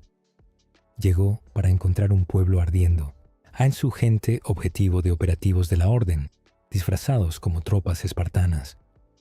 Su asalto sirvió un propósito específico: erradicar rastros de linajes sanguíneos híbridos que consideraban amenazas a su visión de sociedad controlada. Durante la escaramuza que siguió, un ejecutor enmascarado llamado el Cazador la confrontó directamente. Representaba la rama persa de la Orden de los Antiguos y marcó a Casandra como la manchada. El término marcaba individuos con concentraciones elevadas de ADN ISU, aquellos cuya resistencia y afinidad con artefactos los hacían peligrosos para cualquier organización que buscara monopolio sobre tecnologías precursoras. Su emboscada empleó flechas envenenadas y sabuesos de rastreo mejorados por sueros antiguos, forzando a Casandra a retirarse defensivamente a través de terreno accidentado. La orden se había expandido mucho más allá de las fronteras persas, alcanzando territorios helénicos para eliminar descendientes capaces de desafiar su control sobre artefactos dispersos a través de múltiples imperios. Flechas precisas desde posiciones ocultas cambiaron la emboscada a su favor. Natakas, un arquero persa hábil huyendo de los mismos perseguidores, había intervenido en el momento crítico. La guió a un campamento oculto donde su padre esperaba. Darío, la figura legendaria que había asesinado a Jerjes hace más de un siglo, usando el primer prototipo de hoja oculta, un arma forjada de aleaciones ISU, para retracción perfecta. Se formó una alianza incómoda contra la red de la Orden en Grecia, liderada por Amorges, un antiguo camarada de Darío que había sido corrompido por su ideología décadas atrás. Juntos coordinaron ataques contra puestos avanzados clave, interrumpiendo líneas de suministro mejoradas con sueros derivados de artefactos que amplificaban la resistencia de los soldados más allá de los límites naturales. Meses de peligro compartido acercaron a Casandra y Natakas hasta que se formó un vínculo romántico entre ellos. Su hijo, Elpidios, llegó a un mundo que aún cazaba a sus padres, su genética híbrida, marcándolo como una clave potencial para desbloquear sitios precursores. Amorges destrozó la paz frágil que habían construido con una redada devastadora en su santuario. Los Natakas cayeron defendiendo su hogar.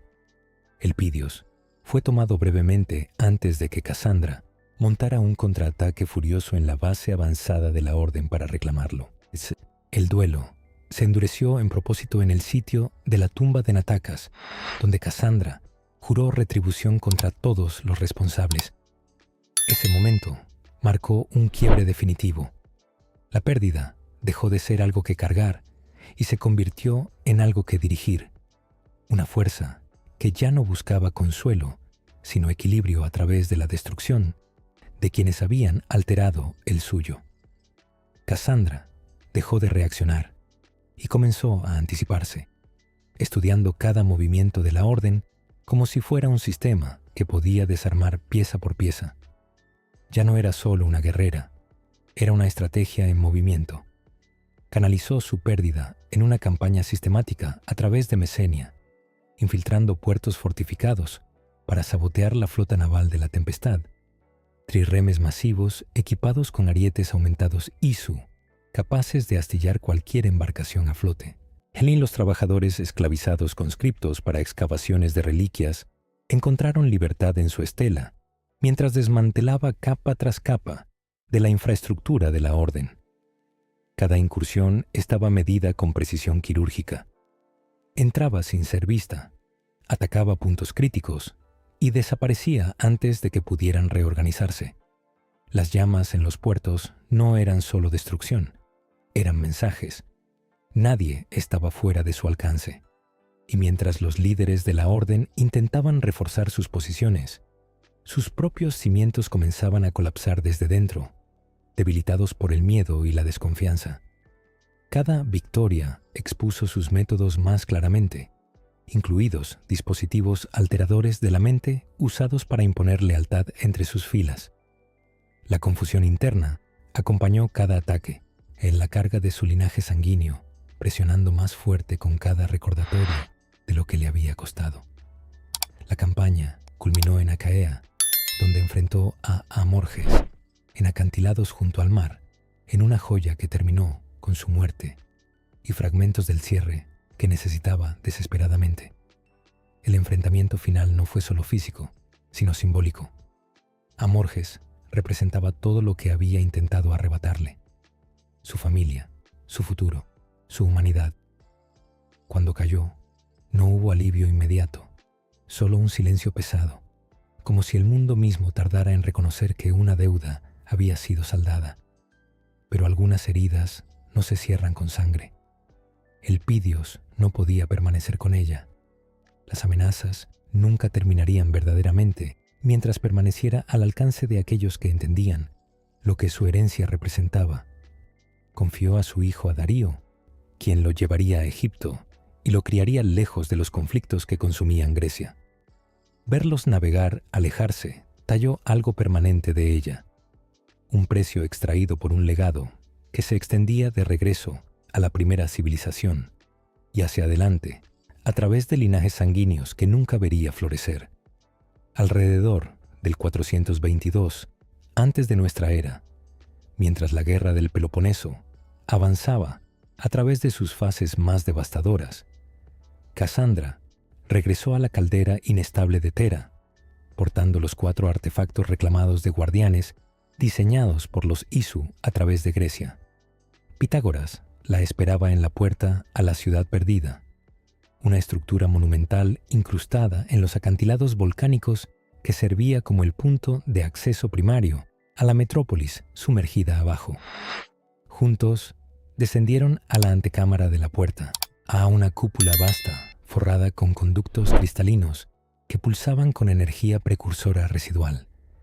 Interfaces holográficas cobraron vida a su alrededor, mostrando datos archivados sobre las funciones sociales de Atlantis, laboratorios genéticos, sistemas de defensa orbital, registros de una civilización que había remodelado el planeta antes de casi destruirlo.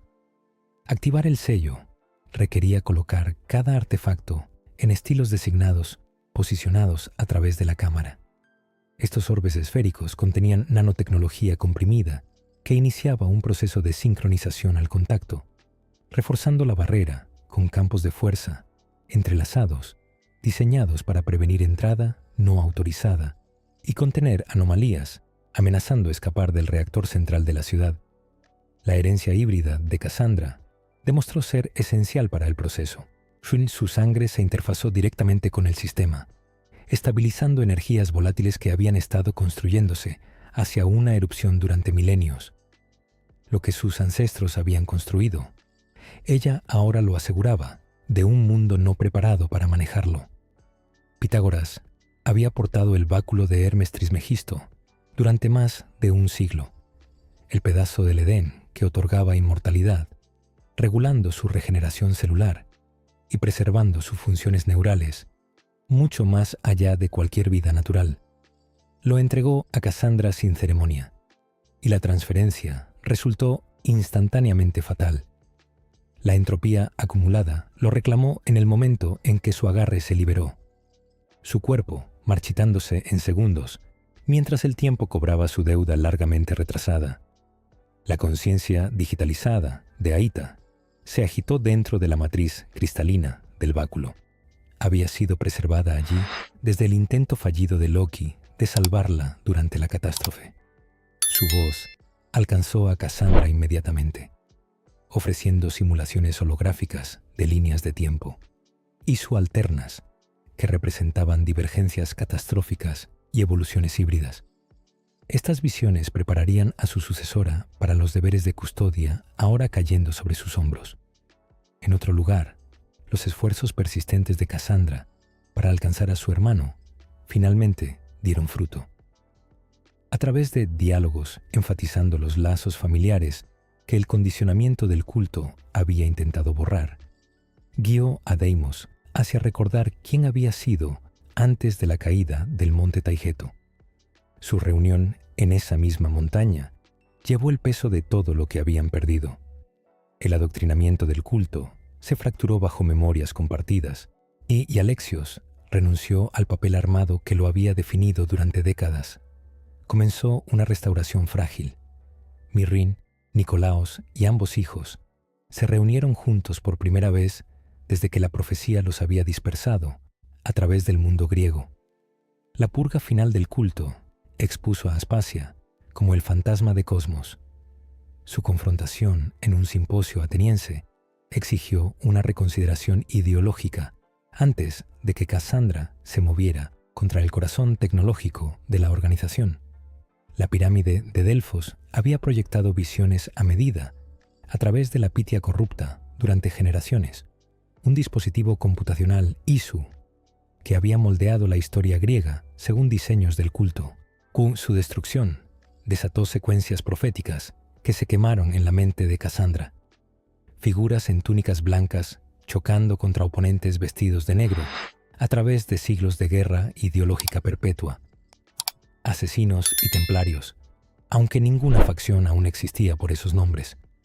La muerte de Pitágoras finalizó el cierre de la puerta, colapsando el conducto de acceso en una cascada de mecanismos de techo que enterraron Atlantis bajo capas de sedimento reforzadas.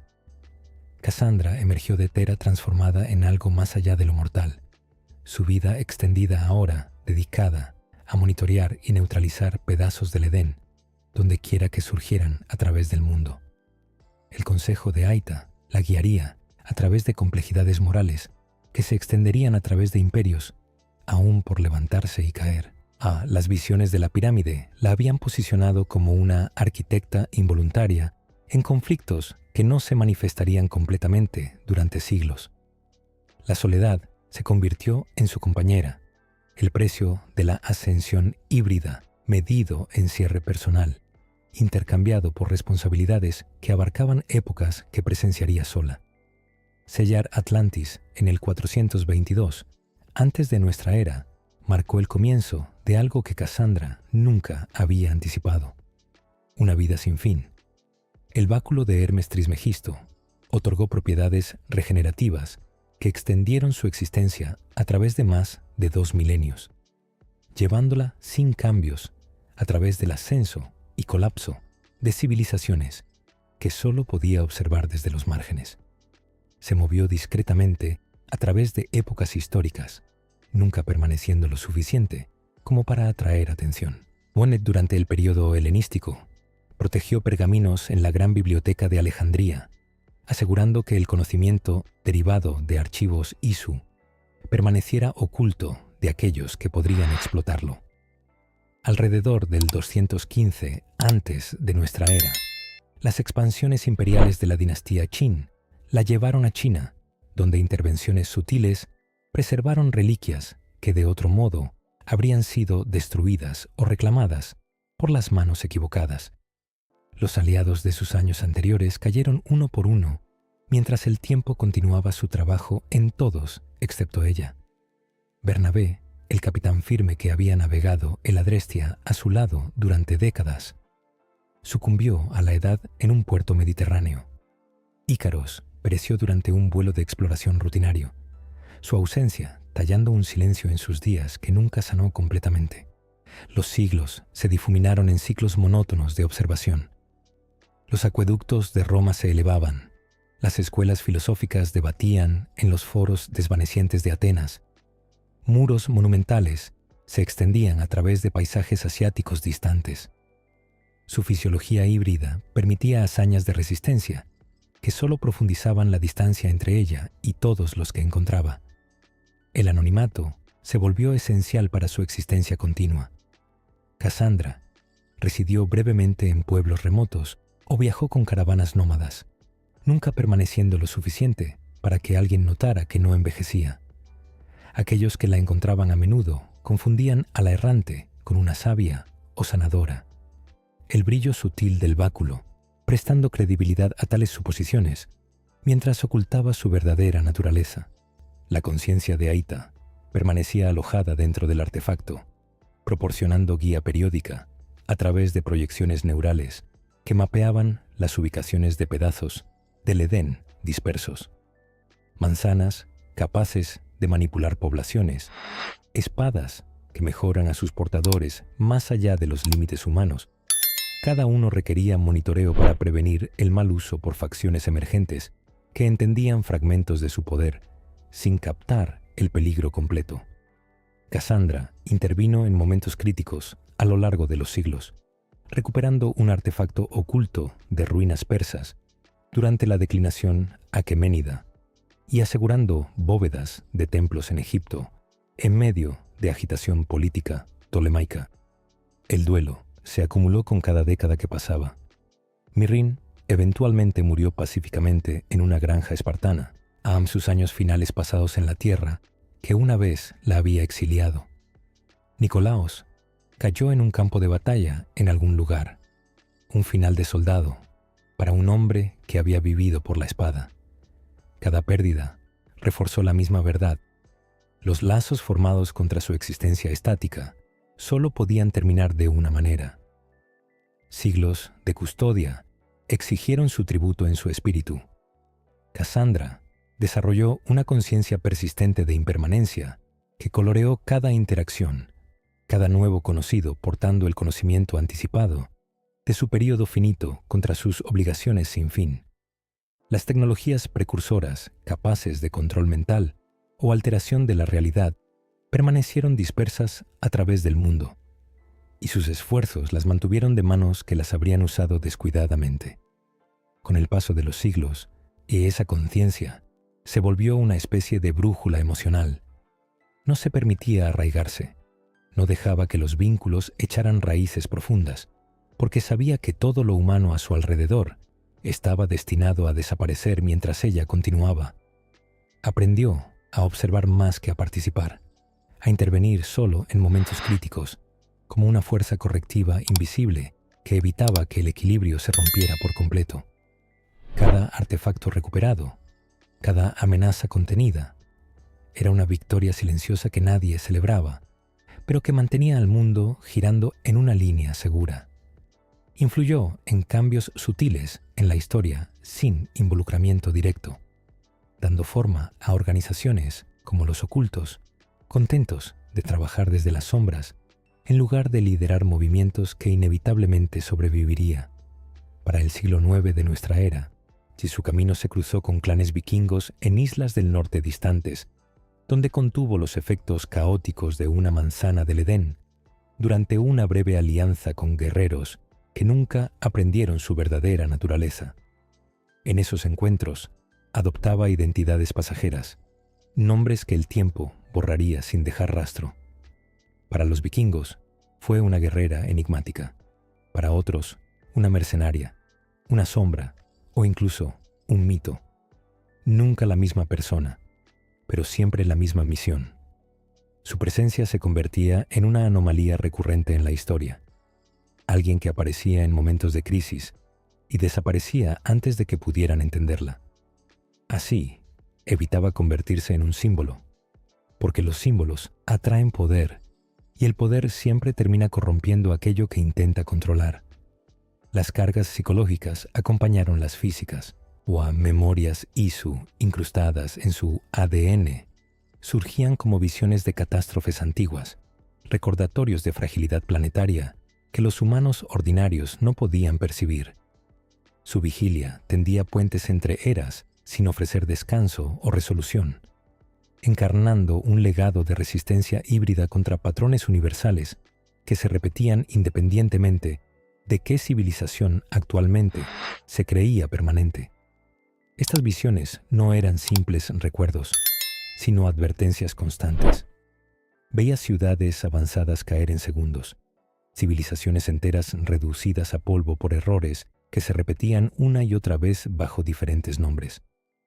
Esa repetición la atormentaba.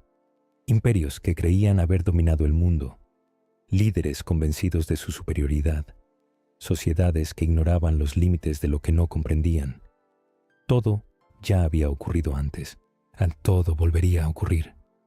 El báculo sostuvo su cuerpo mientras la soledad lentamente remodelaba todo lo demás que una vez había sido.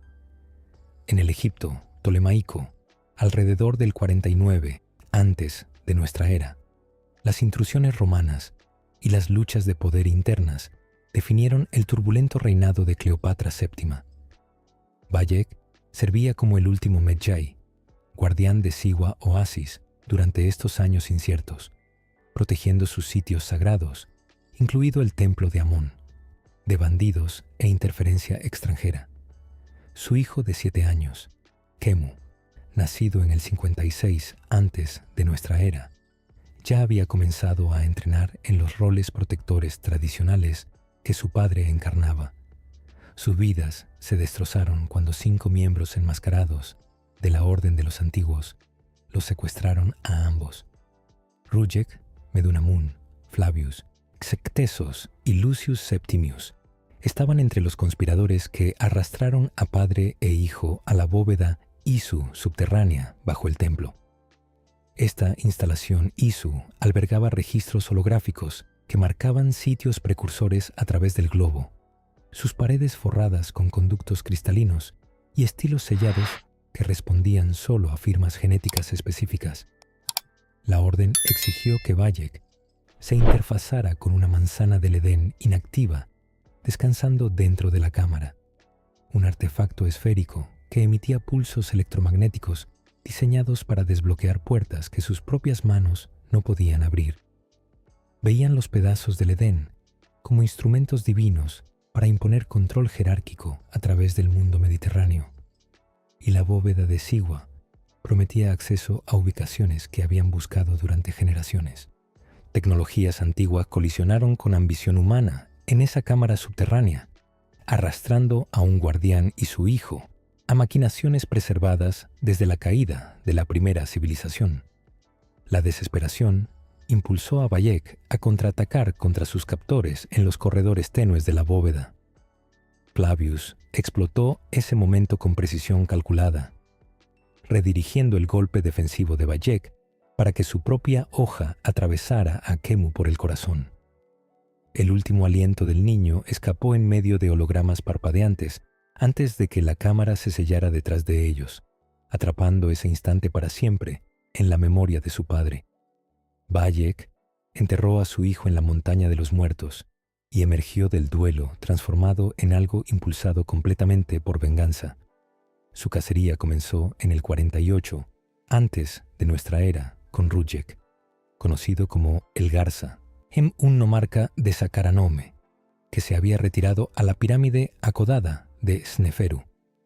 Trampas de picos y guardias de élite protegían su cámara ritual, pero Bayek lo alcanzó de todos modos, empalando al hombre con su propia daga ceremonial, en medio de proyecciones ilusorias lanzadas por una reliquia robada.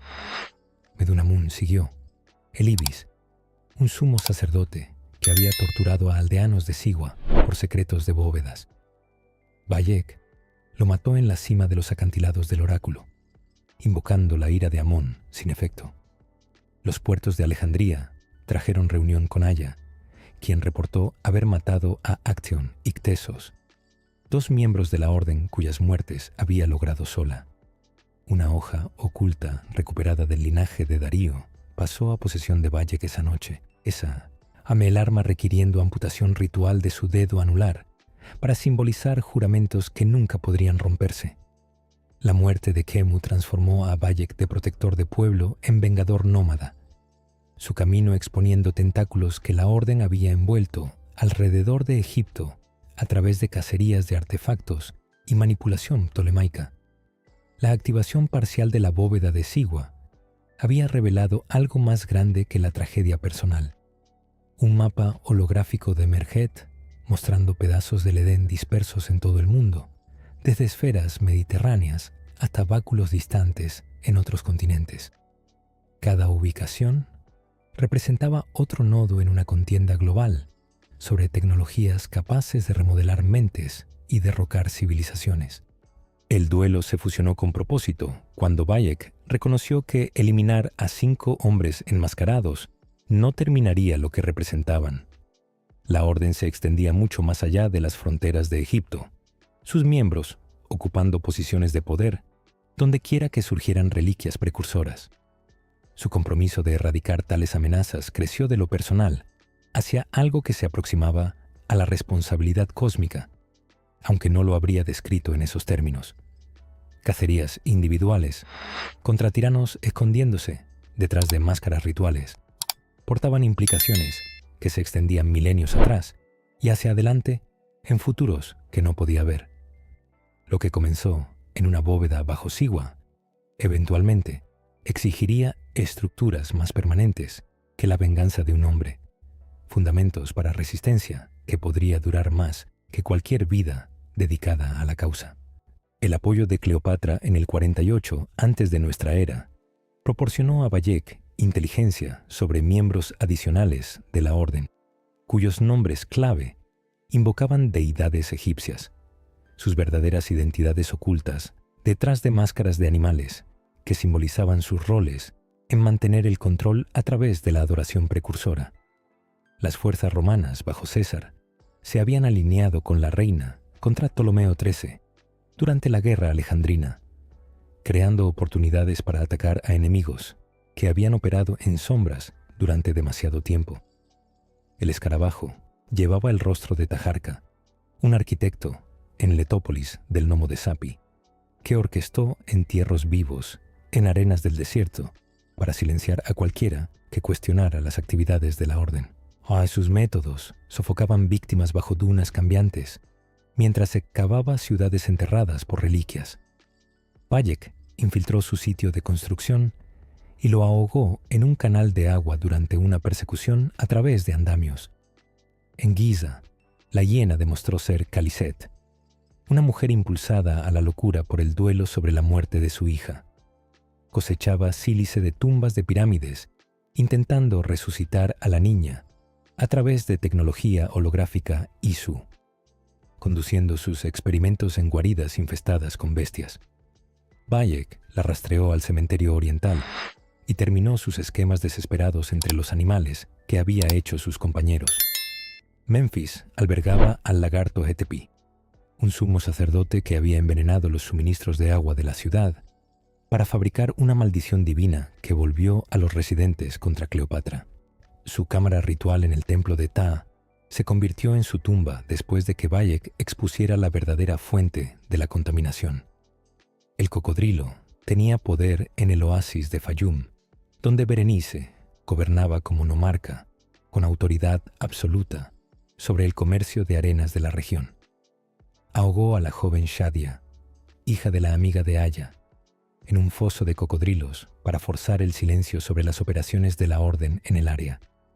El asalto de Bayek al foso de gladiadores de Crocodilópolis terminó su imperio durante un espectáculo público, su hoja encontrándola en medio del caos de multitudes en pánico y guardias confundidos. 2 figuras operaban dentro del círculo interno de Ptolomeo XIII mismo: Lucius Septimius, un comandante gabiniano romano conocido como el Escorpión, y Potino el Eunuco, el consejero de la corte del faraón, y habían orquestado el asesinato de Pompeyo el Grande a su llegada a Pelucio, buscando apoyo romano contra Cleopatra. Bayek los persiguió a través de la agitación de la corte del joven faraón en el Nomo Heracliano. Potino murió en los muelles en medio de cajas de carga llenas de libros de contabilidad de la orden documentando décadas de corrupción. Septimius resultó más esquivo. Una escaramuza naval los enfrentó cara a cara, pero la intervención de César permitió que el Escorpión escapara después de un feroz intercambio de golpes. La victoria de Cleopatra junto a César en la batalla del Nilo parecía prometer alianza. Sin embargo, la reina pronto se distanció de sus aliados Medjay. Septimius capturó a Bayek y Aya brevemente en Alejandría antes de que su escape reavivara la determinación que la conveniencia política no podía extinguir. Flavius Metellus permanecía como el león, un prefecto romano que había reclamado la manzana del Edén de Siwa, y la llevó a Cirene en Cirenaica. Allí impuso control alucinatorio sobre la población, doblando mentes a través de frecuencias que el artefacto proyectaba a través de la ciudad. Bayek se alió con rebeldes locales para asaltar la Acrópolis, luchando a través de legionarios e ilusiones por igual, hasta que acorraló a Flavius en los baños romanos. El hombre que había guiado su hoja al corazón de Khemu finalmente cayó, y el artefacto pasó a manos que entendían su peligro en lugar de adorar su poder. Regresar a la bóveda de Siwa, donde todo había comenzado. Bayek activó su despliegue holográfico completo. Las coordenadas se materializaron en el aire a su alrededor, demarcando pedazos del Edén, dispersos desde templos mediterráneos hasta cachés en territorios asiáticos distantes. El alcance de lo que la orden perseguía se extendía mucho más allá de las fronteras de Egipto. Su devoción a las reliquias Isu, impulsándolos hacia subjugación global a través de tecnologías que la mayoría de los humanos no podían comprender. Cada asesinato había despegado otra capa de su red, pero el mapa reveló cuánto permanecía oculto. La venganza había llevado a Bayek hasta aquí. Lo que yacía adelante exigía algo más estructurado que el duelo de un hombre. Fundamentos capaces de oponerse a tales ambiciones a través de generaciones y continentes, donde quiera que surgieran artefactos precursores para tentar a aquellos hambrientos de dominio sobre la voluntad humana. La traición de Cleopatra en el 47 antes de nuestra era dejó a Bayek y Aya sin aliados en un reino ahora firmemente bajo influencia romana. El dominio de César había remodelado el paisaje político de Egipto, y la reina, que una vez había apoyado su cacería, ahora los veía como pasivos en lugar de activos. Los dos se retiraron a la región de Fayum, donde establecieron los ocultos, una organización secreta dedicada a combatir a la orden de los antiguos a través del sigilo y la precisión en lugar de la guerra abierta. Allí, lejos de las intrigas palaciegas y del peso de las coronas, comenzaron a transformar el dolor en doctrina. Ya no se trataba solo de vengar la muerte de su hijo, sino de impedir que otros imperios, otras manos invisibles, repitieran el mismo patrón de control. Cada decisión que tomaban empezaba a alejarse de lo emocional para convertirse en algo más frío, más calculado. Una filosofía de intervención mínima, donde la libertad debía protegerse sin imponer nuevas cadenas. A orillas del Nilo, formalizaron lo que su matrimonio ya no podía sostener. Aya adoptó el nombre Amunet y se preparó para llevar su misión a la propia Roma, mientras Bayek permanecía para construir redes a través de territorios egipcios. Una medalla de calavera de águila presionada en la arena se convirtió en su símbolo, representando la vigilancia y libertad que definirían todo lo que construyeran. Ese símbolo no era solo un emblema, sino una advertencia silenciosa. Observar sin ser visto, intervenir sin ser recordado. Bajo esa idea, los primeros reclutas no eran soldados tradicionales, sino individuos capaces de moverse entre la multitud, de escuchar más de lo que hablaban, de actuar sin gloria. La causa no prometía reconocimiento, solo propósito. Los burós iniciales tomaron forma en ubicaciones ocultas como las cuevas de Arsoinome, espacios donde reclutas podían entrenar y la inteligencia podía fluir sin detección.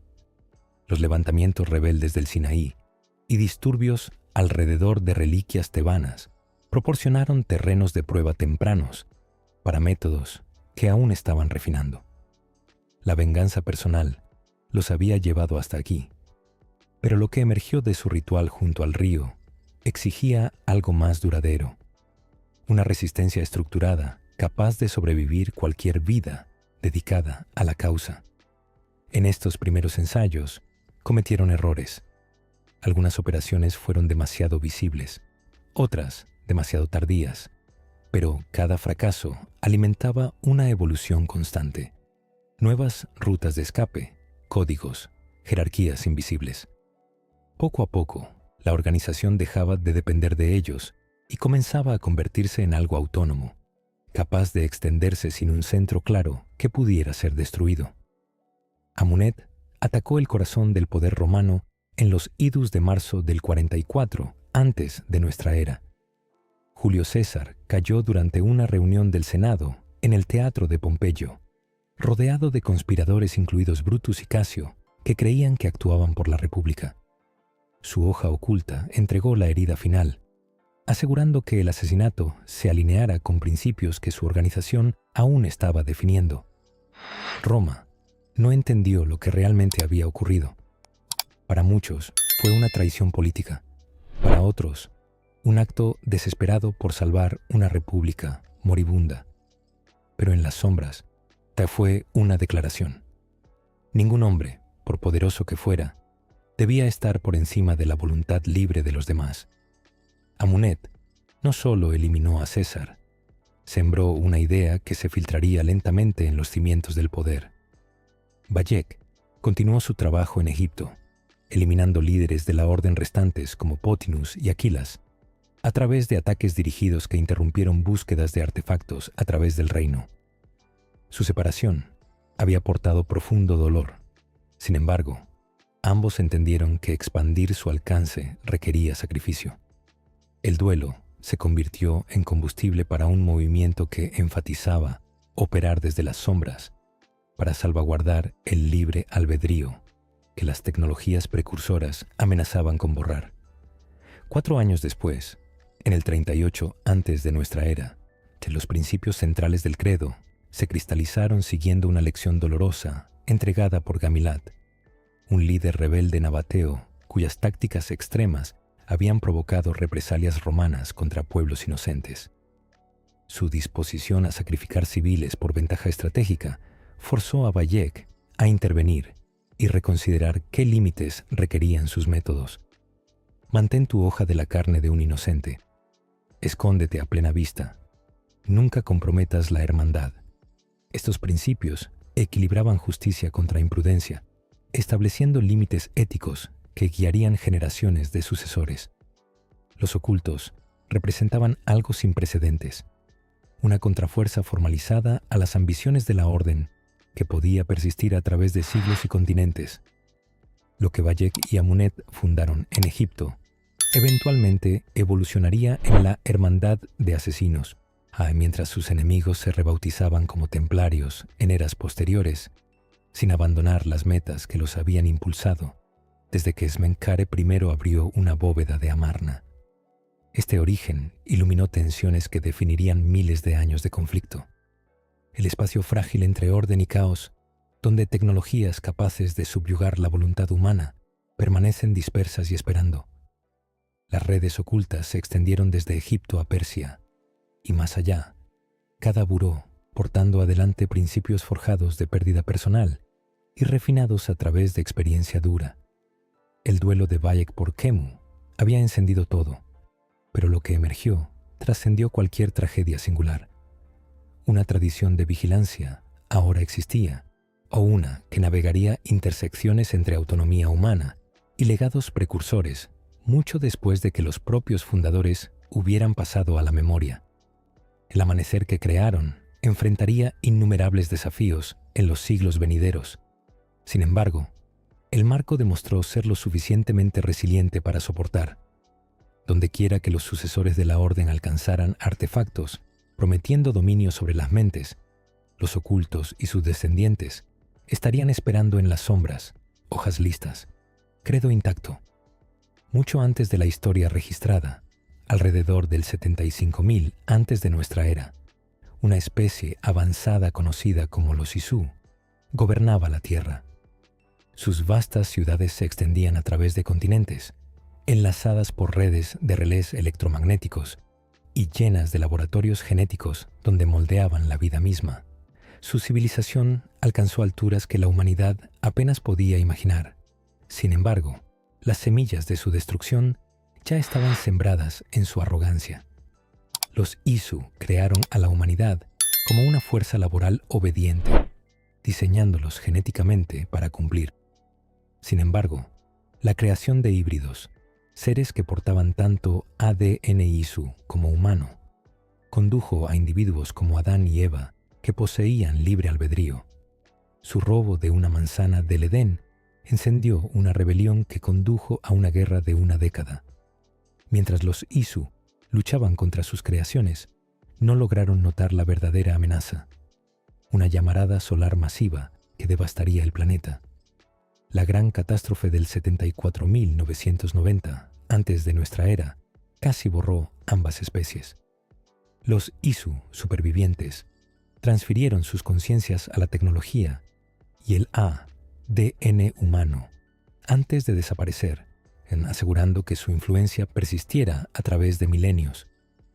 Dejaron atrás los pedazos del Edén, artefactos poderosos que se convertirían en el foco de una lucha eterna entre aquellos que buscan controlar a la humanidad y aquellos dedicados a preservar el libre albedrío.